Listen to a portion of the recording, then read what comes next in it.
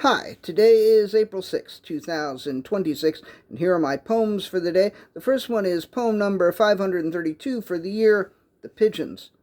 The pigeons were really into the seeds that someone had tossed onto the street. One of the pigeons was like, "Can you fucking believe how fucking delicious these fucking seeds are?" And another pigeon was like, "I know, right? I can't fucking believe that someone just tossed these seeds into the street like they were worthless little pieces of shit, when in fact they are some of the most delicious fucking seeds I have ever eaten." And the first pigeon was like, "Fucking A, I was just flying, as one does, and I saw a bunch of pigeons congregating down here, and I figured there was probably something really delicious, but I didn't know the half of it." "God must truly love us," said the other pigeon. "How else would one explain our excellent good fortune?"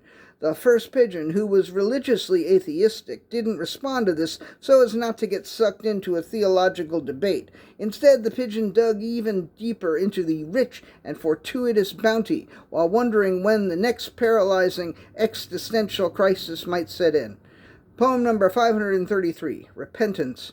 He so appreciated the power of repentance that he wished his transgressions had been more transgressive, and that his sins had been more wanton, that he had wandered further astray, that he had performed more unforgivable acts. As it was, whenever he stepped into a confessional booth, he could almost feel the priest roll his eyes and stifle a condescending laugh. Still, he put everything he had into every act of repentance, and each night he prayed to be led into temptation.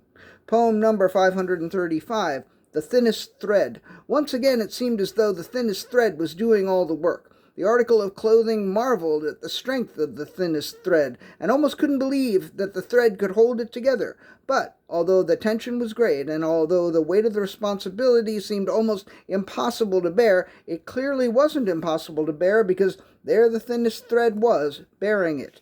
The article of clothing never wavered in its faith, even when the thread seemed a bit uncertain. In fact, the tailor believed that without the faith of the article of clothing, the thinnest thread would have been torn apart at the seams. So, the next time your faith wavers, remember the thinnest thread, which, for all you know, may be holding together something you are wearing right now. Poem number 535, Haiku Are Easy, Part 62. Euclid's Postulates. Post or Kellogg's Raisin Bran. Placebo Effect. And the last poem of the day, poem number 536, Preferred Spellings. I'm glad that the word play isn't spelled P-L-E-Y. I'm glad that the word glad isn't spelled G-L-A-T. I'm glad that the word word isn't spelled W-I-R-D. But I think maybe I would like it if the word that was spelled T-H-E-T. All right, that's it. Thank you. I appreciate you.